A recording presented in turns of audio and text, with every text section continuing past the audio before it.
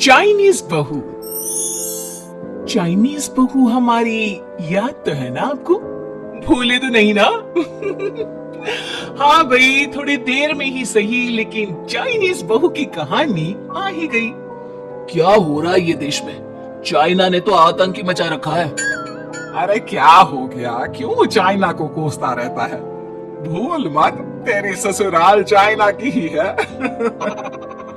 हाँ माँ, पर ये देखना, लड़ाई झगड़े, ये बीमारी, ऊपर से ये देश कितना चालाक है। अंदर न जाने क्या क्या करता रहता है। तभी अंदर से बहू के चिल्लाने की आवाज आती है। अरे क्या हो गया बहू? क्यों चिल्ला रही है? माँ जी, ये देखिए, ये रूस ने यूक्रेन की हालत क्या कर दी है। ऊपर से चाइना में दोबारा लॉकडाउन लग गया है। माँ जी, अब क्या किया जाए? अरे तो तुम लोगों को क्या परेशानी हो रही है? मैं तो यही नहीं समझ पा रही हूँ। वो क्या है ना माँ, हम लोग चाइना जाने की सोच रहे थे। सांगसू के भाई की शादी है। तो क्या? अरे कौन सा उन लोगों के यहाँ भाई घोड़ी चढ़ता है जो बहन काजल लगाकर नेक लगी? माँ जी, उसकी आंखें बहुत छोटी छोटी है, उसमें या तो पुतली रह सकती है या काजल। साले की पुतली निकाल कर काजल लगा दो, अंधा कहीं का। क्या क्या बोले तुम मेरे भाई के बारे में? अरे नहीं नहीं बहू, वो तो बोल रहा था कि तुझे नेक मिल जाएगा। बहन है ना तू उसकी। नहीं नहीं माँ जी, मैं सब समझती, ये मेरे भाई का मजाक बनाते रहती। कितना सीधा है मेरा भाई, बिल्कुल छिपकली जैसा। नहीं नहीं बहू, सीधा गाय जैसा होता है। सही पकड़े हैं माँ जी। हाँ, तो मेरे भाई की शादी है, मैं चाइना जरूर जाऊंगी। तभी एक पड़ोसन आ जाती है। अरे नहीं नहीं बहू, तू कहीं ना जा, हम लोगों का मन कैसे लगेगा तेरे बिना। ले बहू, तेरे भाई के लिए ये शॉल रख ले, हमारी तरफ से गिफ्ट कर देना। अरे सब कितने अच्छे हैं। मेरी चाइनीज बहू को कितने प्यार से तुम लोगों ने एक्सेप्ट कर लिया। सच में बड़ी भाग्यशाली हूँ मैं। कैसी बात कर रही है?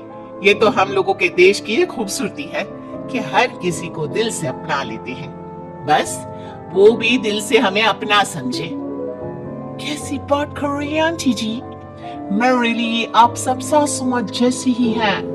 मुझे भारत बहुत अच्छा लगता है, ये सबसे अच्छा देश है। मेरा भारत महान।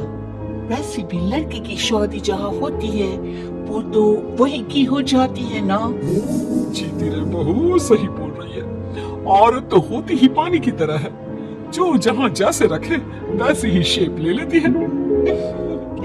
आंटी जी, ये थोड़ा सा ज्यादा हो गया, समझ नहीं आया। नो प्रॉब्लम, मैं चाय बना कर लाती हूँ। फिर क्या, वो दिन भी आ जाता है जब बेटी बहू को चाइना जाना पड़ता है। वहाँ जाकर बहू का भाई कहता है, मेरे बहन आ गए, मेरी बहन आ गई। मैंने सबको बोला कि सब हिंदी में बात करेंगे, नहीं तो बहन नाराज हो जाएगी। थैंक्स बॉय, हिंदी मेरी भाषा है। अब मुझे उसमें बात करना अच्छा लगता है। अपने जीजा जी से मिलो। वो बहन, तुम अंदर चलो। सभी बहू को अंदर लेकर चले जाते हैं, लेकिन सांगसू का पति, वो तो बेचारा चाइना के ससुराल के आंगन में अकेला खड़ा रहता है। काफी देर तक जब कोई उसे नहीं पूछता तो वो माँ को घर पर फोन करता है। हाँ बेटा, पहुंच गया ना कुशल मंगल? हाँ माँ, लेकिन सांगसू पता नहीं कहाँ है। वो तो अंदर गई है, तब से बाहर आई ही नहीं। अरे कैसे बात कर रहा है? तो तू अंदर चला जा, तू बाहर क्यों है? अरे दामाद है तू वहां का। उन लोगों ने तुझे बिठाया, चाय पानी कुछ नहीं पूछा? नहीं ना माँ। तभी सामने से सांगसू आती है। क्यों आप अभी तक तैयार नहीं हुए? और ये बैग लेकर क्यों कमरे से बाहर आए? इसे वहीं रख देती। कमरा? कौन सा कमरा? अरे कैसी बात कर रही हो? जब से तुम अंदर गई हो मैं बाहर ही तो खड़ा हूँ। बहू को बहुत हैरानी होती है और गुस्सा भी आता है। तभी उसका भाई और माँ आ जाते हैं। और सांगसू, अंदर खाना लग गया है।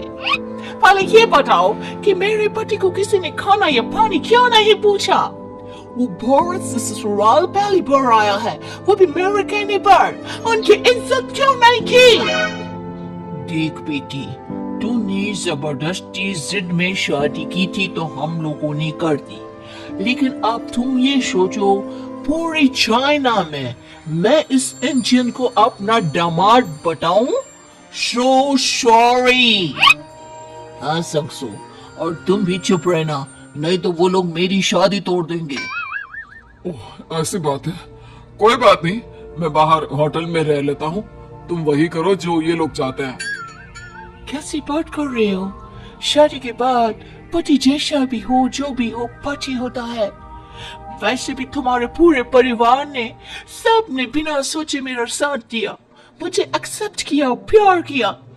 मैं अपने देश में आपको अकेला कैसे छोड़ सकती हूँ?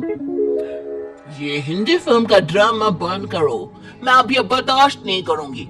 चुपचाप अंदर चलो, नहीं तो ये शादी वादी यहीं खत्म करके इसे अकेले ही इंडिया जाना पड़ेगा। कैसी बात कर रही हो माँ? ये मेरे पति हैं। है नहीं था। हम लोगों ने यहाँ वकील को बुला लिया है, जिसके बाद अब तेरा तलाक करा के हम यहाँ के चाइनीज लड़के से तेरी शादी करा देंगे। अरे कैसी बात कर रहे हो? हम तो यहाँ तुम्हारी शादी के लिए आए थे। नहीं नहीं, मैं सांसू के बिना नहीं रह सकता हूँ। हाई वोल्टेज ड्रामा होने के बाद से ही सारा माहौल खराब हो जाता है कि तभी एक लड़की आती है। मैंने सारा इंतजाम कर दिया है, सांसू की शादी का मंडप परसों लग जाएगा, तब तक इसके पति को कमरे में बंद कर देते हैं। सभी सांसू के पति का हाथ बांधकर उसे कमरे में बंद कर देते हैं। ये क्या कानूनी है? हम लोग मेरे पति के साथ ऐसा नहीं कर सकते हैं। मैं किसी से शादी नहीं करूंगी, ये साफ बात है। पहले मैं अपनी शादी करूं, फिर तेरी भी शादी करवा दूंगा। सब कुछ तय हो जाता है, भाई की शादी हो जाती है। फिर वो दिन भी आ जाता है जब सांसू की शादी वो लोग जबरदस्ती करने के लिए उसे मंडप पर ले जाते हैं। ऐसा मत करो, ये मेरी बीवी है। मैं किसी से शादी नहीं करूंगी। कैसे नहीं करेगी शादी? शादी तो तेरा बाप भी करेगा।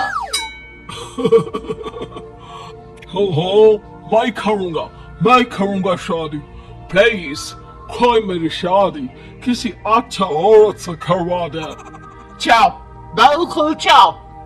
फिर माँ सांसू और उसके पति से कहती है, तुम लोगों का बच्चा मेरी कैद में है। अगर तुम लोगों ने कोई भी होशियारी की तो मैं इस बच्चे को मार दूंगी। दोनों माँ का रूप देखकर हैरान हो जाते हैं। बच्चे की खातिर दोनों शांत हो जाते हैं और शादी की रस्में शुरू हो जाती है कि तभी सांसू की सास पुलिस के साथ आ जाती है। माँ, सरसू माँ गई, मेरी माँ आ गई। माँ प्लीज हम लोगों को बचाकर वापस ले चलो। पुलिस सभी को गिरफ्तार कर लेती है। बेटी के बच्चे को मारने की धमकी तो कोई चुड़ैल ही दे सकती है। अरे तो ये चुड़ैल ही तो है। ये सही बोल रहे हैं, ये औरत किसी चुड़ैल से कम नहीं है। तभी उन लोगों का बच्चा भी आकर सांसू के गले लग जाता है। माँ, तू सही समय पर आ गई, लेकिन तुझे कैसे पता चला कि यहाँ ये सब हो रहा है? बेटा, ये चाइनीज लोग ना होते ही धोखेबाज है।